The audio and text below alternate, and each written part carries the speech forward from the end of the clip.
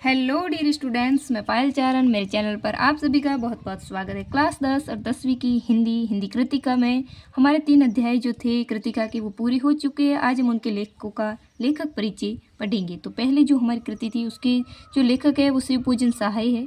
शिवपूजन सहाय का हम लेखक परिचय पढ़ेंगे। बहुत ईजी और आसान तरीके से पढ़ेंगे, इसलिए एक बार वीडियो देखोगे तो आप लोगों को याद हो जाएगा और बड़ा हेल्पफुल रहेगा। इसलिए प्लीज़ एंड तक बने रहना और वीडियो को लाइक शेयर सब्सक्राइब भी कर लेना। तो चलिए, शिवपूजन सहाय का जन्म सन 1893 में गांव उनवास जिला भोजपुर बिहार में हुआ। यानी ये बिहार भोजपुर के थे और 1893 में इनका जन्म हुआ। इनके बचपन का नाम भोलानाथ था।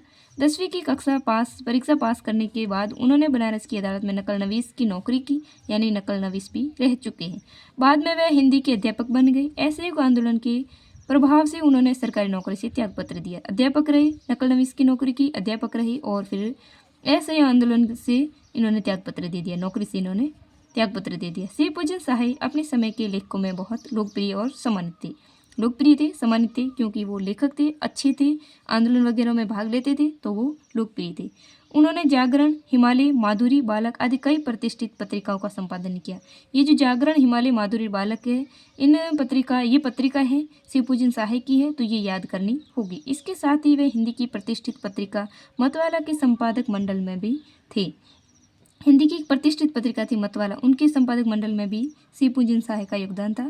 सन 1963 में इनका देहांत हो गया। जन्म कब 93 में और मृत्यु हुई 63 में। 1963 में इनका देहांत हो गया। वे मुख्यतः गद्य के लेखक थे। वैसे तो ये गद्य की कहानियाँ, मतलब जो कृतियाँ है वो लिखते थे, गद्य के लेखक थे। लेकिन इनकी जो देहाती दुनिया, ग्राम सुधार, वे दिन वे लोग, स्मृति शेष आदि उनकी दर्जन भर गद्य कृतियाँ प्रकाशित हुई। शिवपूजन रचनावली के 4 खंडों में उनकी संपूर्ण रचनाएं प्रकाशित हैं। उनकी रचनाओं में लोक जीवन और लोक संस्कृति के प्रसंग सहज मिल जाते हैं। तो इतना ही परिचय था। एक बार आप वीडियो देख लेंगे, एक बार इन्हें पढ़ लेंगे तो आप लोगों को इजीली याद हो जाएगा। और अच्छा लगा हो, आगे भी पढ़ना चाहते हो हिंदी और दूसरे सब्जेक्ट, तो मेरे चैनल को प्लीज़ लाइक कर दो, शेयर कर दो और सब्सक्राइब कर लो।